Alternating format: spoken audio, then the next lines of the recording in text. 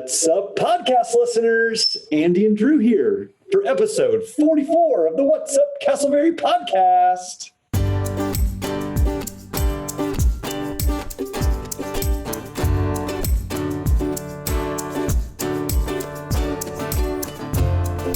Andy and I are so excited you've joined us today. We are Castleberry residents and local pastors who desire to have casual conversations on this podcast each and every Tuesday for all things Castleberry. Andy, producer Robin, you and I were together recently. I had a blast serving the community with you. Yes, we are working together on the Neighbor to Neighbor project, which honestly, Drew, is one of the favorite things for me that we do together as partners and as churches within the city. As you know, but for our listeners, this is how it works. Code enforcement has an incredible responsibility. It's a really important one to make sure that certain standards are met so we can all keep our house values up and all that kind of stuff. And so when there's a code violation, they want it to be fixed. But if there's not, sometimes they have to fine it. And sometimes the people they're fining are people who can't pay the fines. And this kind of tension, this dilemma is created. So when that happens, code enforcement will give that address to our team of churches. We'll do a little assessment on the house. We'll send out a team to go and fix the code violation, and then the city will drop the violation, and in some cases, they will drop the fine as well. So this project is like a win-win-win-win. It's a win for the code department. It's a win for the one who has the violation. It's a win for those of us who are going to serve, and it's a big win for our community.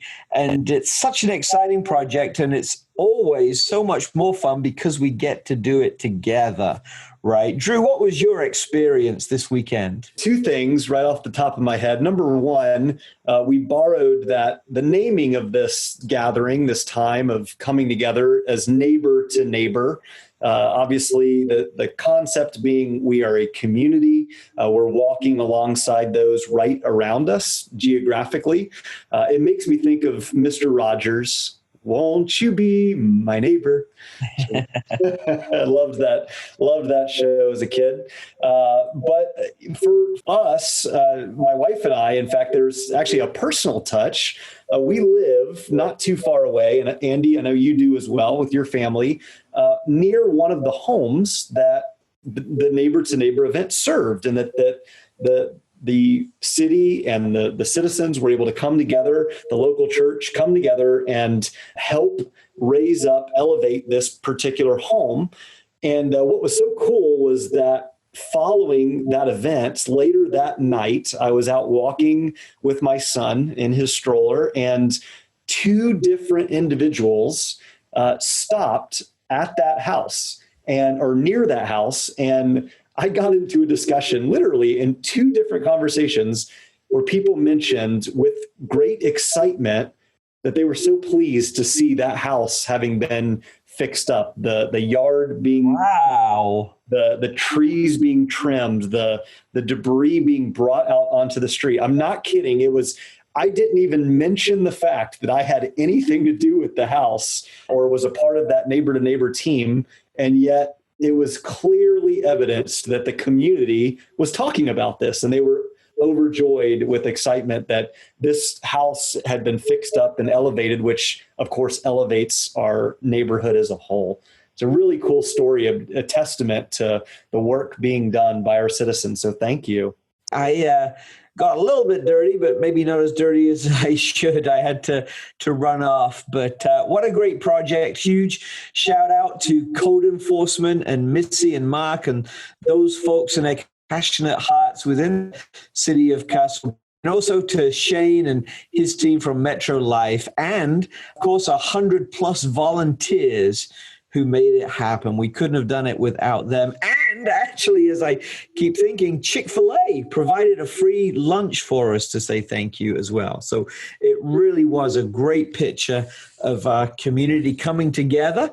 And if you want to get more of a picture of what we did, go to our Facebook page and we'll be sure to share some pictures there.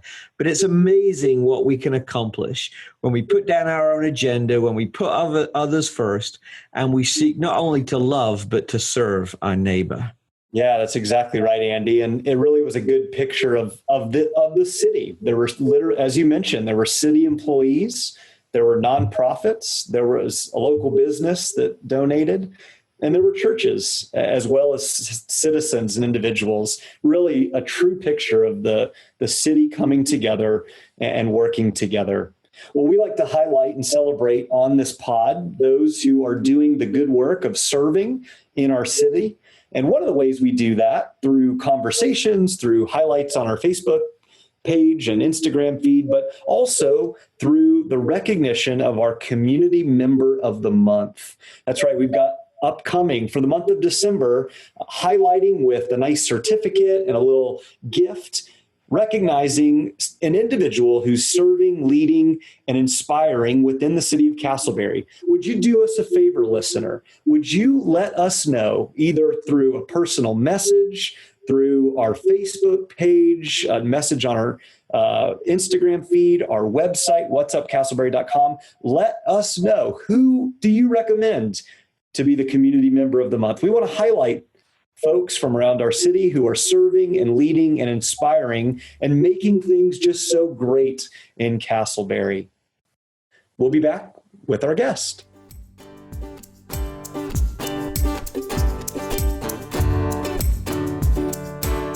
Let's get a word from our sponsor, Deborah Morris Home Team, Keller Williams Advantage Realty.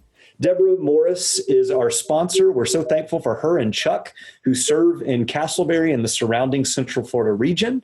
They are real estate agents helping sellers and buyers making their housing dreams a reality. They're also a part of the Castleberry and Seminole Chamber of Commerce. You can check out Deborah Morris and her team at her website. That's www.deborah, DEBORAH, morrishometeam.kw.com. Thank you, Deborah Morris.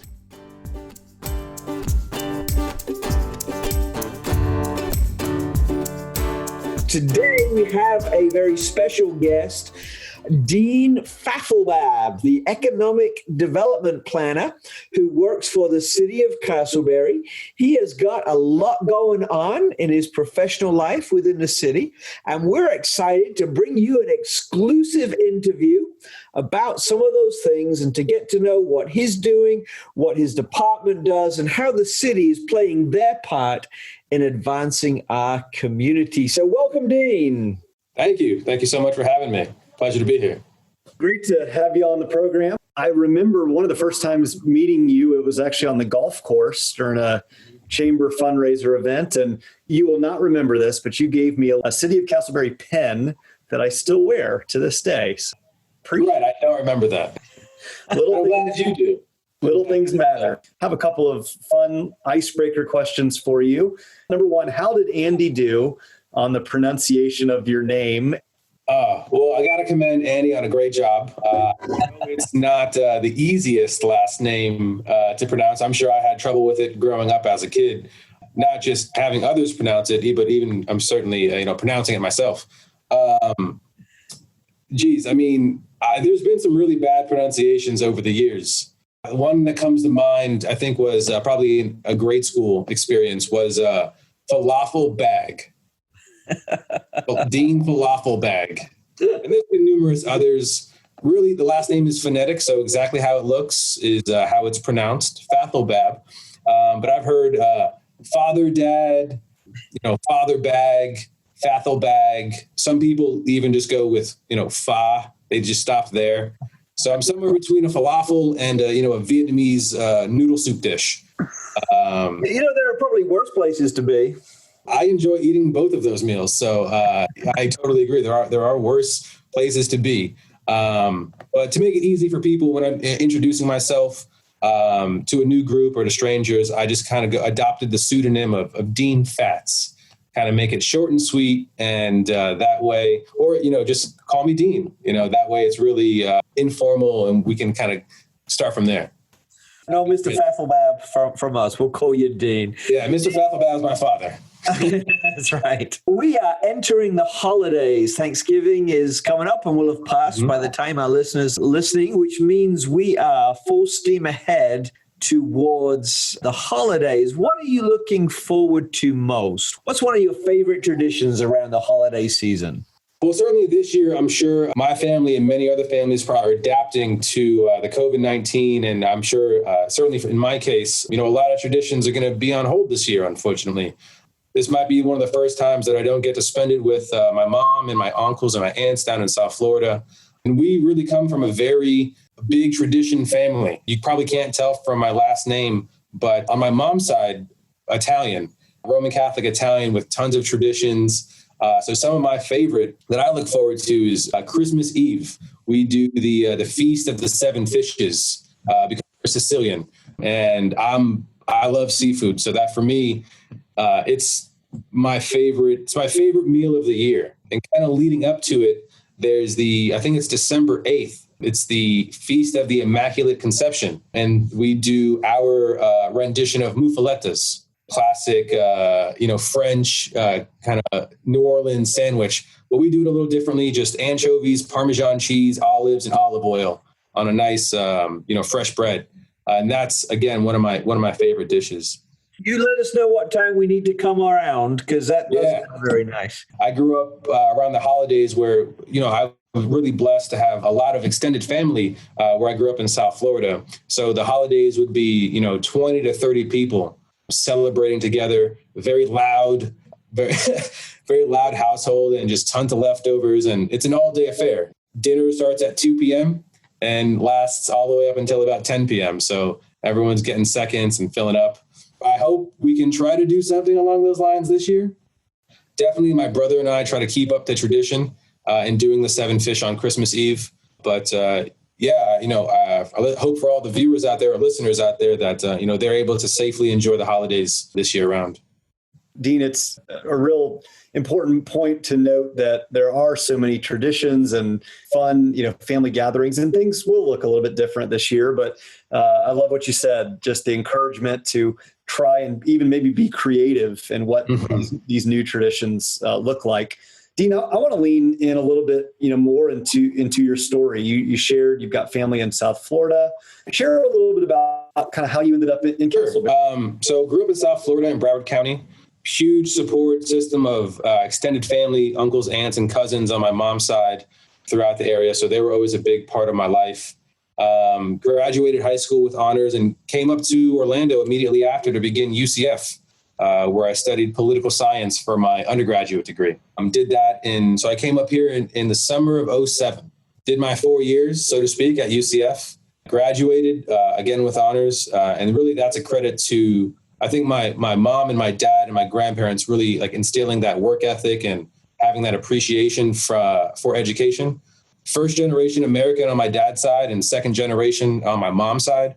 So we humble beginnings, so to speak. After UCF with the undergraduate, went back to South Florida for 1 year, did a brief stint as a licensed insurance agent. Can you imagine, a 22-year-old giving financial and insurance advice to parents and grandparents? I was, moderately successful in that position, but it just really wasn't for me at that time. And then after that, came back up to Orlando to pursue a graduate degree in urban planning at UCF. And really from there, beginning in 2013, 2014, getting really involved with some community nonprofits. I did an AmeriCorps service term, and that's where they place you with nonprofits locally, in all sorts of industries, whether you wanted to do education or home repair. So I did a brief VISTA service term with Seminole County Public Schools, and then a year-long service term, a local nonprofit, Rebuilding Together of Central Florida. Their vision or their mission is rebuilding homes, revitalizing communities, and rebuilding lives. So through safe and healthy housing and making those critical home repairs, they're able to, manifest that mission of theirs. And it was during that time that I started my graduate degree and really getting connected with the whole ethic of, community planning, nonprofit work, kind of grassroots organization. And November 2015, I remember it very, very well. That's when I began my career here with the city of Castleberry. Wow. So 5 years. Do they give you another pin for that, or is that the one that Drew took? No, I did get another 5 years of service thank you pin and a little certificate. Got the photo op with the city manager, and if the city was doing its holiday, like employee holiday party, there would have been a nice dinner for all the employees, and that would have been commemorated that way. But because a lot of events have been canceled, as you guys are well aware of, just a nice photo op and a certificate. You got some great education, obviously lots of varied experience in this role. But what is your role within the community development department? What does it look like? What does that department do? So it's really evolved over the years. I came in as a planner one. Before I kind of get into that, community development, I'll give a brief explanation. It's this kind of catch-all department that includes planning and zoning, code compliance, and the building department, as well as the business tax receipts, the occupational licenses for businesses here in Castleberry. Whether you're a homeowner just wanting to build, a fence or an addition, or even, a new house from the ground up, all the way to a business owner looking to, begin opening up a shop here in Castleberry. That's the BTR side. And then code compliance, I think we all are pretty well aware of what they do. They sometimes get the short end of the stick and in a negative light, but they really try their best to work with residents and business owners to ensure that the community has that aesthetic and maintains that quality that we all really want for our community. And then, of course, the building department. So, you need a permit, they're going to review it, they're going to do your inspections and so forth. But as a planner, coming in as a planner one, I was the guy who reviewed your building permit if you were doing something related to your home or your property. And then if we can go into the whole kind of policy and procedure of planning and zoning of what is a conditional use, what is a variant, and things like that, rezonings, and we can really dive deep if you like to. On the surface level, I really focus on being that just customer service expert for residents and businesses. There's a lot of rules. Every city has a different rule per se from the next city. So just because you have an experience with like the county or like a Sanford or an Oviedo, it might not translate exactly to Castleberry. So I really took it upon myself to be that, that customer service expert, help you understand the rules and different options that may be available to you when the rules didn't necessarily allow you to accomplish what your initial vision was, coming up with creative alternatives and solutions. So ultimately you could still enjoy your property the way you'd like to, but also in a manner that's consistent with the land development regulations. And, Dean, one of the things we mentioned earlier on this episode was just the coordination with the city, specifically the code compliance folks, and how they actually have really come together to allow nonprofits, churches, individuals to come and serve you. And there's a really actually cool partnership.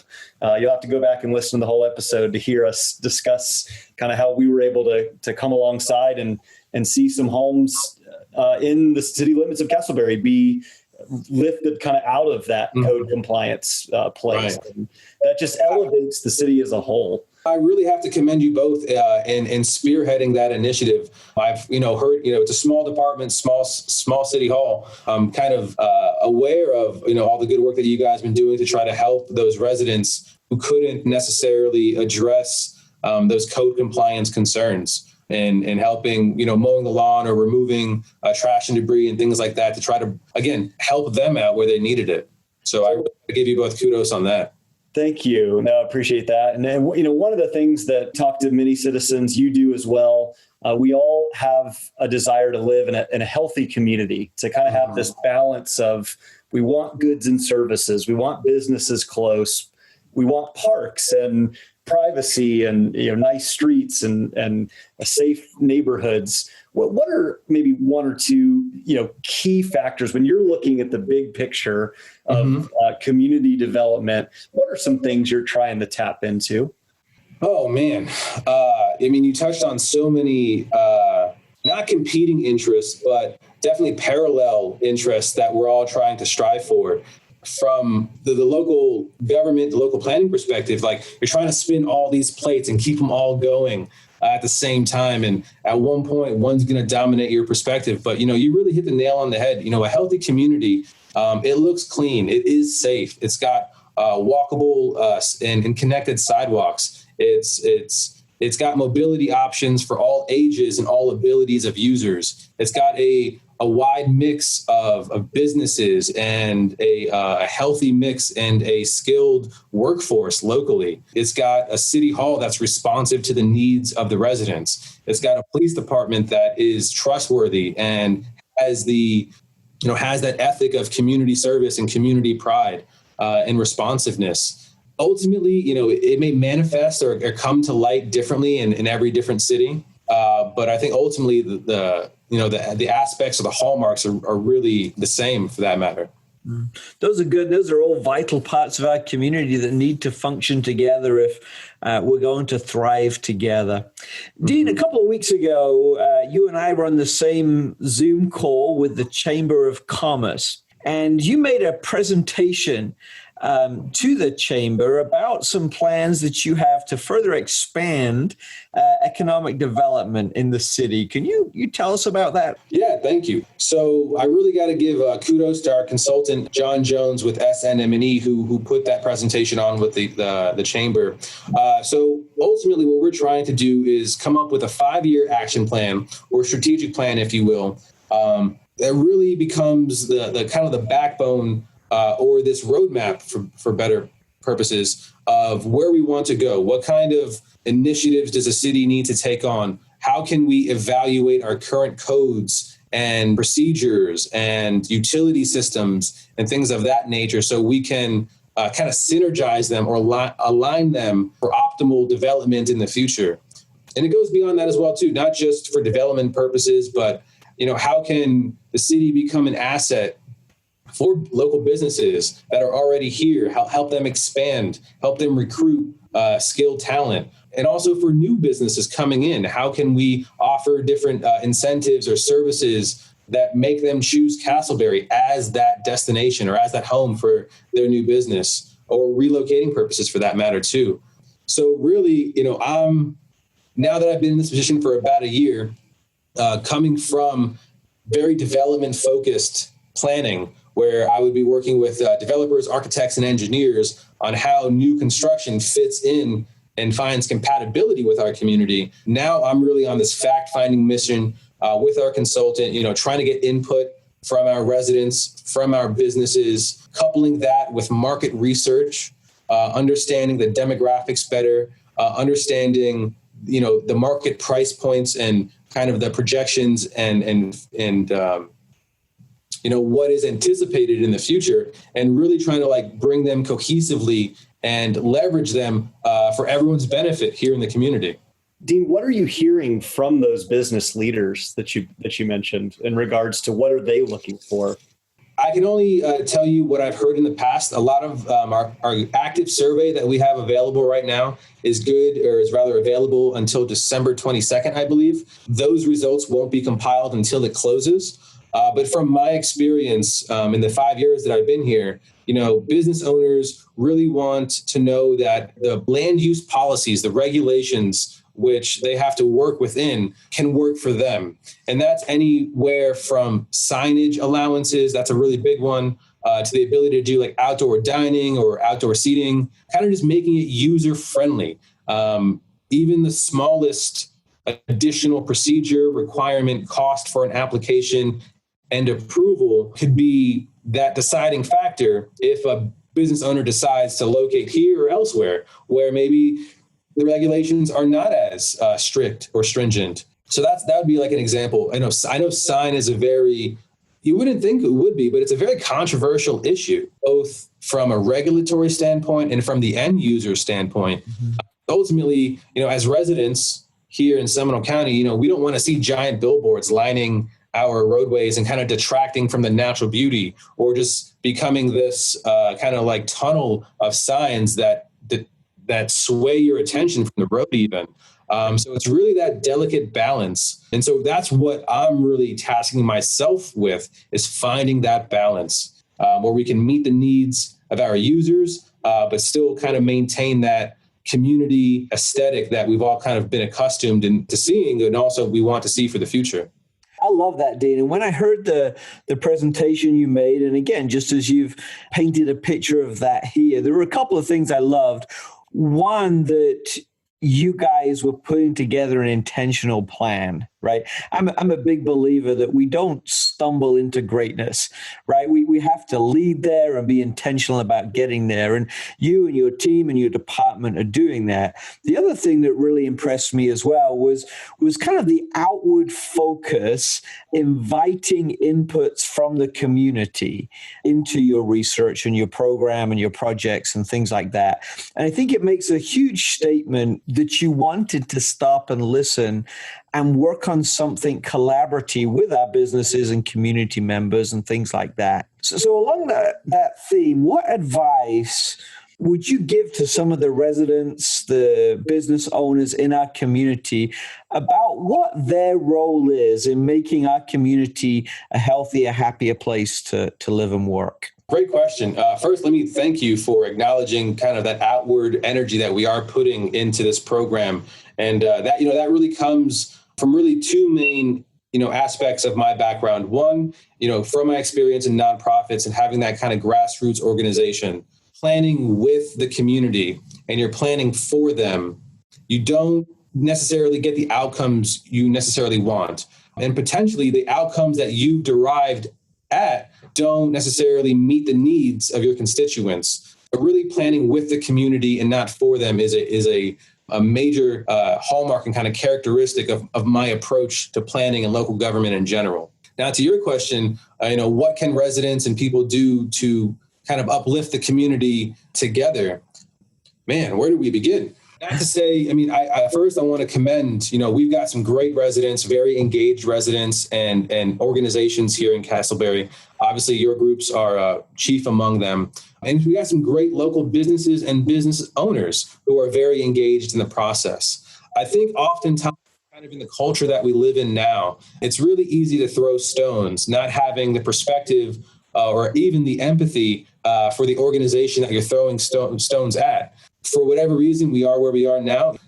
It's so divisive out there, and it's so easy to make anonymous comments and just kind of paint this negative picture. And it's so easy to skew negative. So I would really caution folks from doing that and really embracing that kindness, that gentleness, and understanding, which I think is like the hallmark, of what we should all strive to do, not only as residents living in Castleberry, Seminole County, Florida, but, just generally as Americans working together and, putting beliefs and ideas to the back burner so we can progress forward. Dean, that's almost like a political pitch you're making. Do you have aspirations to run? I don't know if I've got the wherewithal to with that, but I never want to say never. Certainly, I think regardless of if anyone runs or not, I think having that approach really makes for a more inviting connection with people. And ultimately, that's we're here connecting with one another, trying to learn from one another. I don't have all the answers. You may have some, and I can learn from you, and vice versa. So that's just the general approach that I take, not only to my professional life, but also the personal life. I love that. And Drew and I couldn't agree more with that. So much of what we try to do is to create win-win-win-wins, because the reality is, in this small city, this small community that we call Castleberry, ultimately we'll all win together or we'll lose together, right? Exactly. And so what do we have to do to win together? Dean, our time is nearly up. Time just tends to fly by when you're learning interesting stuff, and that's a credit to you. But one thing we always like to close with, we want people to get to know you and to know your role and support you and build, as you say, that connection. So how can listeners connect with you? How can they get involved with this project, and how can they learn more about the work of community development? Absolutely. And thank you for that. It's been a great experience so far. Ways to connect with me right now. The only social media that I partake to is LinkedIn. And that's got the bio, kind of the track record of what I've done, where I've been. So that's a great way to connect with me personally. As far as the project goes and connecting with staff here in community development, check out the Castleberry website. We got all of our contact information there. We're all public servants, so come on in to City Hall, do it safely. Ideally, maybe make an appointment, only because not everyone's here every day of the week, just kind of given the telework situation that we're all in. As far as connecting with the project, and I would do a disservice if I didn't try to plug that and try to motivate your listeners to be a part of the conversation, take our survey. The project website is available, actually going through the Castleberry website. If you go and click on community development and economic development, within community development, you'll find links to the survey, links to register for our virtual workshop, which is December 9th. 6 p.m. to 8 p.m.